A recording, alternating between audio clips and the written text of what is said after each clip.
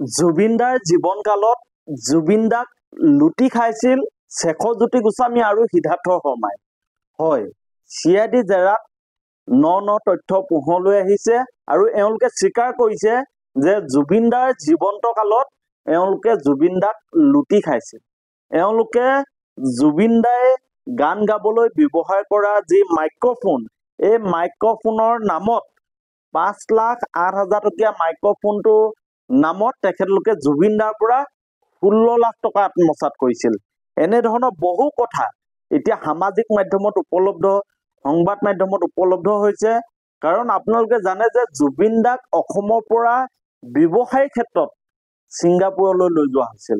জুবিনদাৰ যি মেনেজাৰ আছিল সিদ্ধাৰ্থ শৰ্মা, তেওঁ বিভিন্ন সময়ত জুবিনদাক যন্ত্ৰৰ দৰে ব্যৱহাৰ কৰি ব্যৱসায়িক ক্ষেত্ৰত তেওঁ ব্যৱহাৰ কৰিছিল। আমি সংবাদ মাধ্যমত বাতৰি পাইছো যে জুবিন গাৰ্গৰ যি মেনেজাৰ, ই কেৱল জুবিনদাৰ মেনেজাৰ নাছিল, ই এটা ঠিকাদাৰ আছিল, ই এটা ৰাজনৈতিক দলৰ নেতা আছিল। বিভিন্ন ক্ষেত্ৰত বিভিন্ন অভিযোগো পাই আছো আৰু আমি সন্দেহ কৰা ধৰণেই জুবিনদাৰ মৃত্যু যে এক ৰহস্য, এই কথাটো প্ৰতিপন্ন হবলৈ গৈ আছে। জুবিনদাৰ যি ৰহস্যজনক মৃত্যুৰ, এই মৃত্যুৰ লগত নাম সাঙুৰ খোৱা সিদ্ধাৰ্থ শৰ্মা, শেখৰজ্যোতি গোস্বামী, সন্দীপৰ্ণ গাৰ্গ, কি কয় আপোনাৰ শ্যামকানু মহন্ত আৰু আন যোন আছে, এইসকলক যিহেতু চিআইডিয়ে গ্ৰেপ্তাৰ কৰিছে, গ্ৰেপ্তাৰ কৰি তদন্ত অব্যাহত ৰাখিছে আৰু তেওঁলোকৰ গ্ৰেপ্তাৰ কালত জুবিনদাক যে এওঁলোকে লুটি খাইছিল এই কথাষাৰ এতিয়া প্ৰমাণ হৈছে। আৰু বিভিন্ন সময়ত সিদ্ধাৰ্থ শৰ্মাৰ বিৰুদ্ধে জুবিনদাৰ যি গানৰ ৰেভিনিউ তেওঁ আত্মসাৎ কৰা অভিযোগ আছে। বিভিন্ন সময়ত জুবিনদাৰ গাড়ীখনক লৈ প্ৰশ্ন উঠিছে যে EMI দিব পৰা নাছিল আৰু এই গোটেই বিষয়বোৰ এতিয়া পোহৰলৈ আহিছে।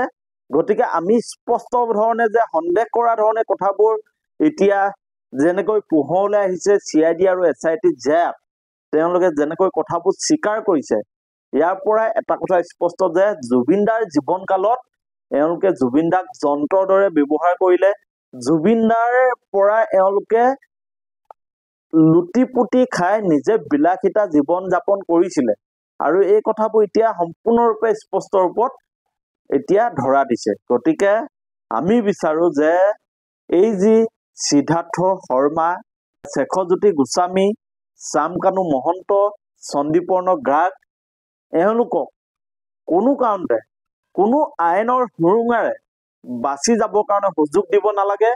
এওঁলোকে সঁচাকৈ জুবিনদাৰ ৰহস্যজনক মৃত্যুৰ লগত হয়তো এওঁলোক এক গভীৰতালৈ এওঁলোকৰ সম্পৰ্ক আছে। গতিকে জুবিনদা আমাৰ মাজৰ পৰা গুচি গ'ল। আজি জুবিনদাৰ ন্যায় দাবীত সকলোৱে প্ৰতিবাদ কৰিছে, চৰকাৰখনৰ ভূমিকাক লৈ সন্দেহ কৰিছে। আজিও চিআইডি বা SITয়ে ঘটনাস্থলীত গৈ তদন্ত কৰিব পৰা নাই। গতিকে এই কথাবোৰ আছে, কিন্তু তাৰ মাজতো আমি চিআইডিৰ ওপৰত আস্থা ৰাখিছো, কাৰণ চিআইডিয়ে এওঁলোকক গ্ৰেপ্তাৰ কৰি তদন্ত অব্যাহত ৰাখিছে। কিন্তু আমি ভাবো ঘটনাস্থলীত এওঁলোক যাব লাগিছিল, কিন্তু যোৱা নাই। তাৰ পিছতো আমি ভাবিছো যে যিসমূহ তথ্য পোহৰলৈ আহিছে, ইয়াৰ পৰা এটা কথা স্পষ্ট যে জুবিনদাৰ ৰহস্যজনক মৃত্যুৰ লগত এওঁলোক জড়িত আছে।